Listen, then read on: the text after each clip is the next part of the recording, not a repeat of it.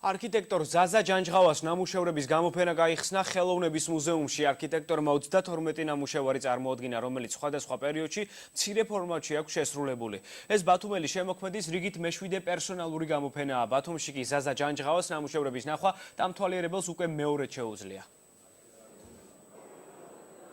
ძალიან ნიჭიერი, ძალიან საინტერესო. ხატავს ბავშვობიდან, სხვა გატაცებებთან ერთად, აღარ დავაზუსტებ, მრავალმხრივი ნიჭი დაჯილდოებული ადამიანია და ძალიან გულიმწყდება იმაზე, რომ ნამუშევრების მცირე სპექტრი აქვს წარმოდგენილი, ძალიან საინტერესოდ ხატავდა ტემპერაში, რა ვიცი, პასტელში, ზეთში ძალიან კარგად. აქ მხოლოდ აკვარელი და გრაფიკა აქვს წარმოდგენილი.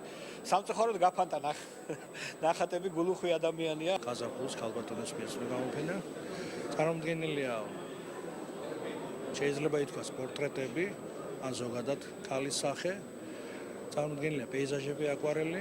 კიდევ ერთხელ მინდა ვთქვა, რომ ეს ნაწილია ჩემი ნამუშევრების, რომელიც ჩემთვის იქნებოდა, მაგრამ თუ კი ადამიანი თვითონ თავისთვის ქმნის, ასე იგი სხვისთვისაც საინტერესო იქნება ალბათ კიდევ უფრო. ამიტომაც არის პატარა ნამუშევრები ზომით.